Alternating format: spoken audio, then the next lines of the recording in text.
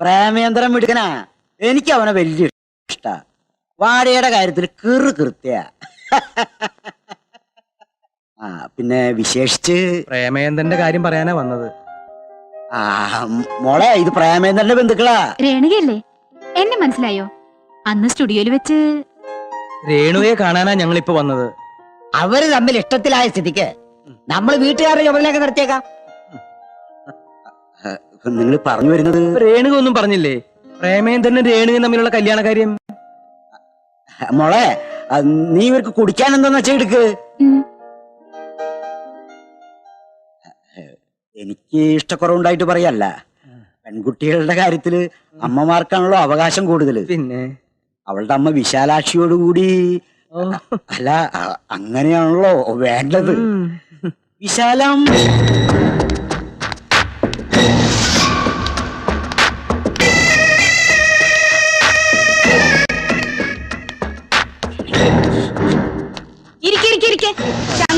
ആരായവരൊക്കെ? അതിന് പ്രേമേന്ദ്രന്റെ മുത്തശ്ശനും അളിയനൊക്കെയാ. ഓ, ആ ഫോട്ടോഗ്രാഫർ പ്രേമേന്ദ്രന്റെ. ആ, അറിയാ. എന്താ കാര്യം? പ്രേമേന്ദ്രന്റെ കല്യാണക്കാര്യം സംസാരിക്കാൻ വന്നതാ. പറയണം. പ്രേമേന്ദ്രന്റെ പെങ്ങൾ പ്രഭാവതിയുടെ കല്യാണക്കാര്യം നിശ്ചയിച്ചു. ഗുഡ്. രണ്ടുപേരുടെ ഒരുമിച്ച് നടത്തണമെന്നാ ഞങ്ങളുടെ താല്പര്യം. അതെ, ഒരുമിച്ച് നടത്തിയ ഒത്തിരി ലാഭാണ്. Very good. അപ്പോ എന്നത്തേക്കാ കല്യാണം? നമ്മളൊന്ന് ഫ്രീ ആണോ ശങ്കു? അല്ല, അത് കാര്യങ്ങളൊക്കെ പറയാനാണല്ലോ ഞങ്ങൾ ഇങ്ങോട്ട് വന്നത്. അത് ശരി. അപ്പൊ ഒന്നും തീരുമാനിക്കാതെയാണോ കല്യാണം ക്ഷണിക്കാൻ വന്നത്? ഞങ്ങൾ പറഞ്ഞു വരുന്നത് രേണുകയും പ്രേമേന്ദ്രനുമായിട്ടുള്ള കല്യാണക്കാരിയാണ്. കേട്ടോ ശങ്കു, കല്യാണം ആലോചിക്കാൻ വന്നാണെന്ന് നിങ്ങൾക്ക് എങ്ങനെ തോന്നി ഇവിടെ വന്ന് ഇത് ആലോചിക്കാൻ? ഡോക്ടേഴ്സ്, ബിസിനസ്സുകാര്, വക്കീലന്മാര്, ഇങ്ങനെ ഓരോരുത്തർ ആലോചന വന്നിട്ടേ ഞാൻ സമ്മതിച്ചിട്ടില്ല. പിന്നെയാണ് ഈ കല്യാണത്തിനും ചത്തടത്തും ഒക്കെ ക്യാമറയും തൂക്കിയിട്ട് നടക്കുന്നവൻ. പണത്തിന് ഇത്തിരി കുറവുള്ളൂ. അന്തസ്സിന്റെ തറവാടത്തിന്റെയും കാര്യത്തില് നിങ്ങളെക്കാൾ ഒത്തിരി മുന്നിലാ ഞങ്ങള്. തെക്കെടുത്തുകാരെ അന്തസ്സ് പഠിപ്പിക്കാൻ നീ ആരാടി? നാക്കിന്റെ കാര്യത്തില് നിങ്ങളെക്കാൾ നീളം എനിക്കാ, മറക്കണ്ട. നീ മിണ്ടാതിരി. നിങ്ങളുടെ മോളെ കെട്ടിയില്ലെങ്കിൽ തൂങ്ങിച്ചാവൂന്ന് പ്രേമേന്ദ്രൻ പറഞ്ഞിട്ടില്ല. അതുകൊണ്ട് ഞങ്ങൾ ഇറങ്ങണു. ശങ്കു, ഈ ആണുങ്ങൾക്കൊരു നെലിയും വലിയുണ്ട്. അത് നിങ്ങളായിട്ട് നശിപ്പിക്കരുതെന്നൊരു അപേക്ഷയുണ്ട്. വരട്ടെ അമ്മേ, വാ. പൊടിയാത്ത് ചായ കൊടുത്ത് സൽക്കരിക്കാൻ കണ്ട ആൾക്കാര്. നിന്റെ മനസ്സിൽ എന്തെങ്കിലും ഉണ്ടെങ്കിലേ അതങ്ങ് മറന്നിക്കേ.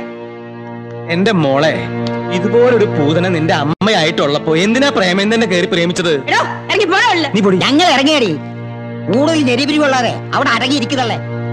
കിഴവ, നിന്നെ നോക്കിക്കൊണ്ട് നിൽക്കുന്നു. തിരിച്ചിട്ടുണ്ട് വാക്ക് പറഞ്ഞൂടെ? ഓടിയാത്ത്. മോൻ ഇവിടുത്തെ ചെക്കനാ? അതെ. കല്യാണം കഴിച്ചതാണോ? ഇല്ല. എന്നാ മോന്റെ തള്ള ചത്തിട്ട് കല്യാണം കഴിച്ചാ മതി. നിന്റെ കെട്ടിയോൾക്ക് സ്വൈരം കിട്ടണമെങ്കിൽ ഒടുവിൽ നീ നിന്റെ തള്ളേനെ തട്ടേണ്ടി വരും. ഒന്നെങ്കിൽ പണവും പ്രതാപവും വേണം, അല്ലെങ്കിൽ കൂടെ കൊണ്ടു നടക്കാൻ ഒരാന ചന്തമെങ്കിലും വേണം. ഇത് ഒന്നും ഇല്ലാത്ത ഒരുത്തിനെ നിനക്ക് എങ്ങനെ കയറി പ്രേമിക്കാൻ തോന്നിയിടി?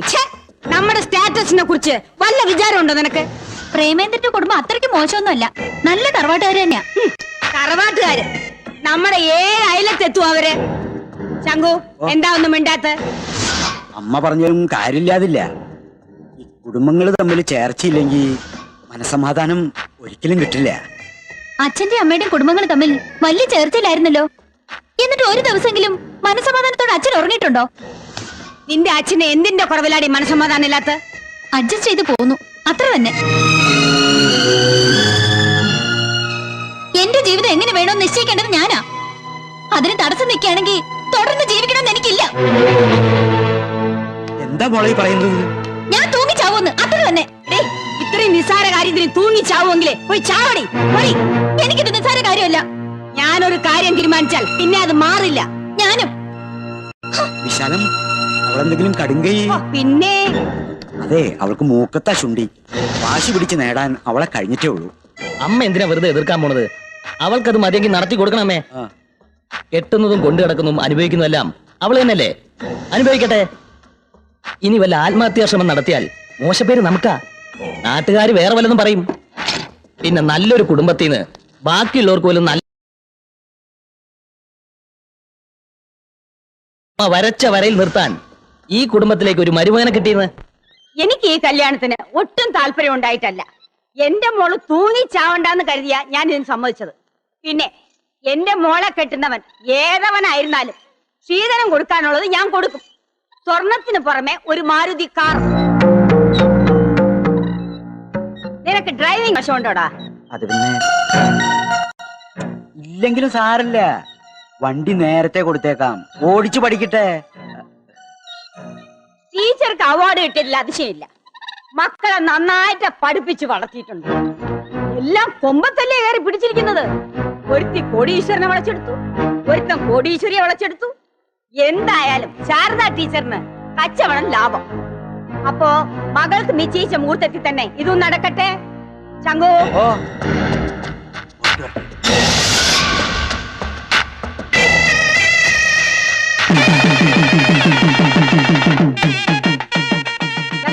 നോക്കിക്കൊണ്ട് നിൽക്കാതെ ആ ഡോർ തുറക്ക്. പ്രേമേന്ദ്ര, നീ ഇതിലൂടെ കൊടുക്കറ്. കേറു മക്കളെ. പിന്നെ ശരി മക്കളെ. പ്രേമേന്ദ്ര, ഞാൻ മോളോട് ഒരു നല്ല വാക്ക് പറഞ്ഞോട്ടെ. എന്റെ നാത്തൂനെ കെട്ടിയതേ ഒരു കോടീശ്വരനാ. നമ്മൾ സ്റ്റാറ്റസ് കിട്ടുന്നു നീ പെരുമാറണ്ട കേട്ടോ. അമ്മയ്ക്ക് ഈ രേണുക അറിയില്ലേ? ഞാൻ ഒരിടത്തും താഴ്ന്നു കൊടുക്കോ? പ്രേമേന്ദ്രൻ ഒരു പാവാ. എന്റെ ഇഷ്ടത്തിന് കൊണ്ടുനടക്കാൻ എനിക്കറിയാം. അവനെയും കൂട്ടി നമ്മുടെ വീട്ടിലേക്ക് പോന്നേരാ. പറഞ്ഞതൊക്കെ ഓർമ്മയുണ്ടല്ലോ. കേറിക്കോ മോളെ. പ്രേമേന്ദ്രന്റെ വീട്ടുകാർ പൊന്നൂല നോക്കണം. വേണ്ടിക്ക്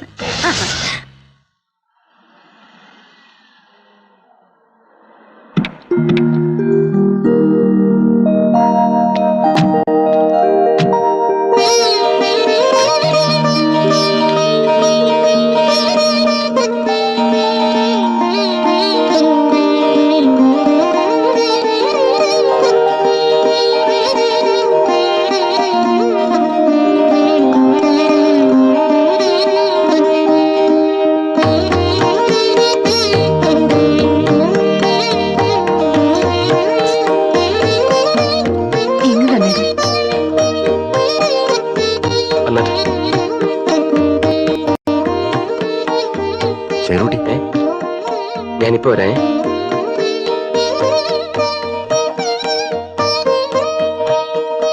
കൊച്ചമ്മേ,